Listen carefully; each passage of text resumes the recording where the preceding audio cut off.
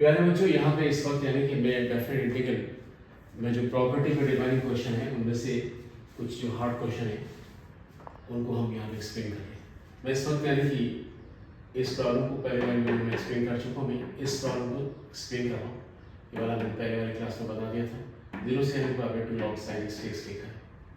मैं सबसे पहले यानी कि इस इंटीग्रल को आई मान लूँ। आई मानने के बाद यानी कि ये प्रॉपर्टी जीरो से A F x D x, जैसे कि यानी कि x की जगह a माइनस एक्स लगा दें तब भी इस इंटीग्रल और इस इंटीग्रल की वैल्यू सेम होती है, तो हम ये प्रॉपर्टी लगाना चाहें। ऐसा करने में यानी कि आपका a क्या है, पाई बाई 2 है, तो x की जगह पाई बाई 2 माइनस एक्स भी लगा दें तब भी यानी कि इस इंटीग्रल की वैल्यू में कोई चेंज नहीं आए। और sine 90 minus theta cos theta हो जाता है। इससे आप फर्स्ट मान लें, इसको सेकंड। मैं इस वक्त यानी कि फर्स्ट और सेकंड दोनों इंटीग्रल को ऐड करना चाह रहा हूँ। यहाँ पे i प्लस आई यानी कि 2 आ जाएगा।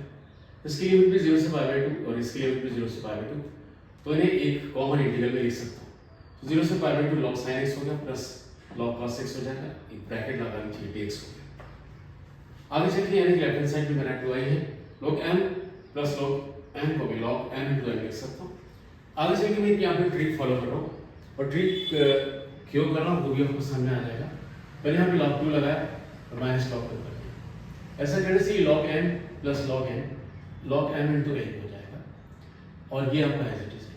मगर 2 साइन a cos a को साइन 2a लिखा जा सकता है। ये आपका लॉग 2a 2 आपका एज इट इज है, ये ब्रैकेट dx आपने ऐसे लिखा। अब हम आपसे कहना चाह रहे हैं इस पूरे कॉन्टेक्स्ट में कि यहाँ पे यानी कि आपके पास ये इंटीग्रल अलग कर दीजिए, इसको अलग कर दीजिए। ये तो log 2 बाहर आ जाएगा और यानी कि dx का x हो जाएगा। यहाँ पे यानी कि इससे 2x को d मान लीजिए, इससे 2dx dt मान कर ऐसा करने से यानी कि इसमें चेंज होके, क्योंकि 0 लगाने पर t0 आएगा, पाई बाई 2 लगाने से 2 कट जाएगा यानी पाई आएगा, तो मेरी नई लिमिट 0 से पाई हो जाएगा। अब यहाँ पे इसको आप यानी t मान लें तो यहाँ पे t लगा दें और dx का स्थान फिर dt बाई 2 हो जाएगा। ये इंटीग्रेशन में सब्स्टिट्यूशन कर लें, कीपिंग योर log 2 आउटसाइड।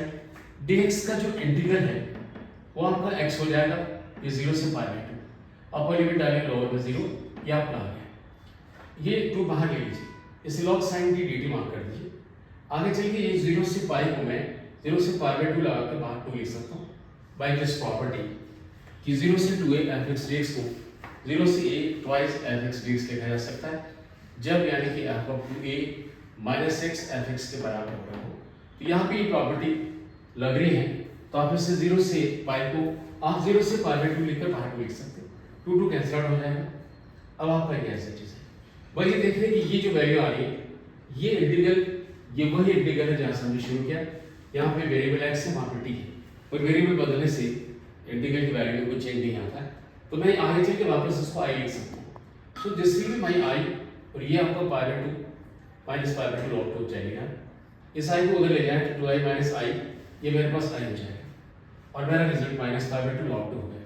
पर इस माइनस को मैं हटाना चाहूँ तो मैं इस माइनस को हटाकर यानी कि यहाँ पर अगर पावर मैं लिख दूँ यहाँ पर -1 तो ये 1/2 हो जाएगा। तो मेरा आंसर यानी कि i की जो वैल्यू है माइनस पाई बाई 2 लॉग 2 भी हो सकती है या उससे पाई बाई 2 लॉग 1/2 भी लिखा जा सकता है। तो इस तरह से यानी कि आपकी जो इंटीग्रल की जो वैल्यू है वो इस तरह से हमने ऑप्टेन कर ली।